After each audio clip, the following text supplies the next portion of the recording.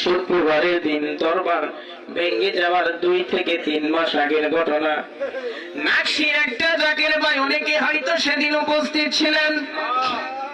শুক্রবারের দিন নাকশির একটা জাকের ভাই, অল্প বয়স, যখন বাবাজান নফল নামাজের দোয়ায় যখন সবাই শরীক হইল, নফল নামাজের দোয়া যখন করা শুরু করলেন, কাজা বাবার দিকে তাকাইয়া একজন নাকশির জাকির ভাই তিনি কেমন জানি হয়ে গেলেন, পাগলের মতো হয়ে গেল।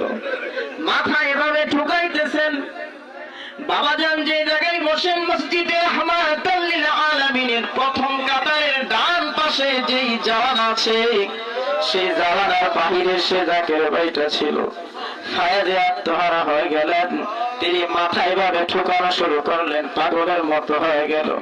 হঠাৎ করে তার মাথা মসজিদের টাইসে লাগিয়া টাইসটা ফেটে গেল, মাথাতেই কপালে ফাটিয়ে গেল, 19টা সেলাই লাগছে। কাজা বাবা তার এই মাথার রক্ত, তিনি যখন মাথাকে এইভাবে ঠুকাইতেছেন, তার রক্ত দ্বারা আমার খাজা বাবা মুর্শিদ তুলিলেন, পুরা শরীরের ভিতরে রক্ত পড়ছে। খাজা বাবা মুর্শিদ তুলি বাবাজানের পবিত্র পাঞ্জাবিতে রক্তে ভরে গিয়েছে।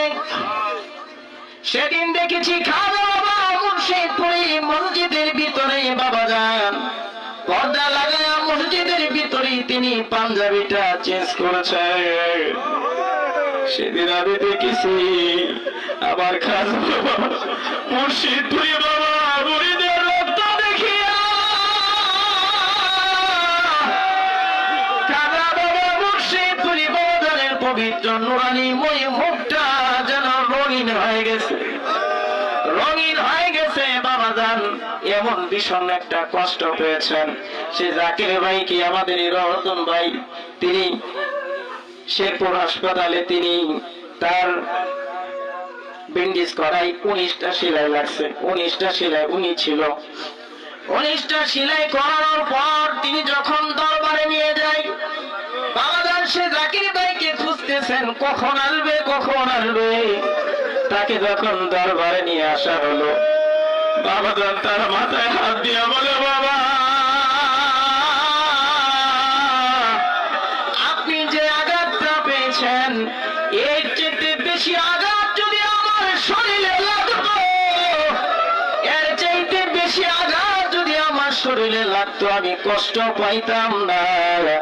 যে কষ্ট পেয়েছি আপনার শরীরে আঘাত লাগার কারণে, আমার পীর শিখা